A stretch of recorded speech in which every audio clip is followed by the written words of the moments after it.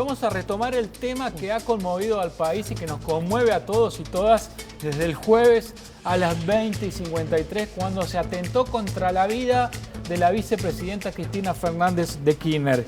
Y vamos a hablar para tratar de profundizar cuáles pueden ser las causas de esta situación de violencia política en nuestro país. Vamos a saludar a la doctora en Ciencias Sociales, coordinadora de investigaciones del CONICET, Lucía Wegelin. Buen día, ¿cómo estás? Hola, buen día, Lucía. Hola, ¿qué tal? Buen día. ¿Cómo están? Muchas gracias por la presentación. Lucía, han realizado una investigación que la verdad que el fin de semana googleando, uno ponía en Google discursos de odio, investigaciones, y apareció una investigación de la cual vos formás parte sobre los discursos de odio y cómo viene calando esa narrativa primero en los discursos y cómo los discursos luego se pueden transformar en acción en nuestra población desde los últimos años. ¿En qué consiste esta investigación, Lucía? Nosotros, te corrijo esta cuestión que como me presenta, yo soy coordinadora del LEDA, que es un laboratorio de la Universidad de San Martín. En ese marco, efectivamente, participan, digamos, tenemos financiamiento en una parte del CONICET, de distintos espacios del Estado.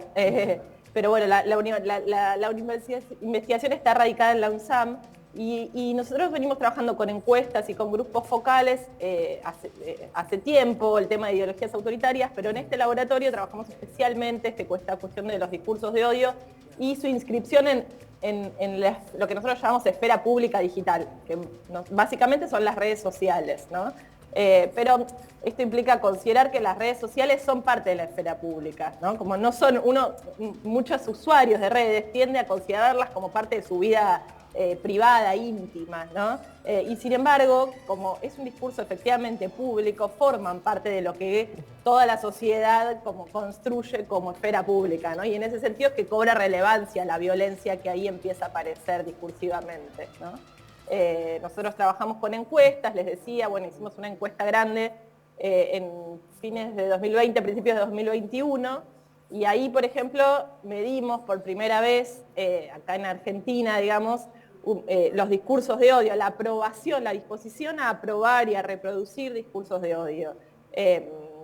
Y ahí lo primero que nos apareció fue un número alarmante, digamos, que es que el 26% de nuestra muestra, que es una muestra nacional de más de 3.000 casos, el 26% estaba dispuesto a reproducir un tipo de discursos que nosotros les ofrecíamos como discursos de odio, digamos, ¿no? Y Lucía, ¿cómo definir un discurso de odio? ¿En qué consiste? Porque muchas veces se dice, y se está tratando de instalar también de cierto sector del periodismo y otros lugares, es que criticar a la vicepresidenta es un discurso de odio. ¿Qué es un discurso de odio y qué no? Porque no todo es un claro, discurso o sea, de odio. ahí es claro, una buena pregunta para hacer esa distinción es, ¿esto suma o resta a la construcción democrática? Las críticas a una política pública, digamos, son parte de la discusión democrática, ¿no?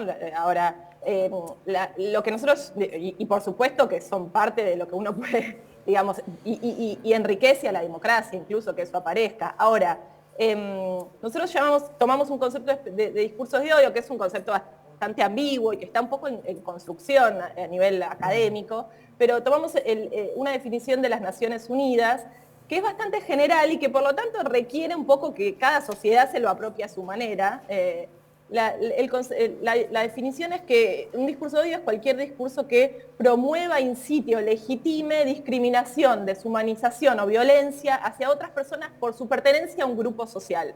Un grupo social puede ser religioso, político, de género, ¿no? Como cuestiones de género, raciales. Entonces, digamos, la agresión a una persona por su pertenencia a un grupo sería como el primer signo para pensar al menos si esto es o no es un discurso de odio, ¿no? El problema de los discursos de odio es que efectivamente no solo son violentos, en muchos casos discursivamente, sino que generan un clima de intolerancia y violencia que incita a la violencia social, ¿no? Al pasaje al acto, básicamente.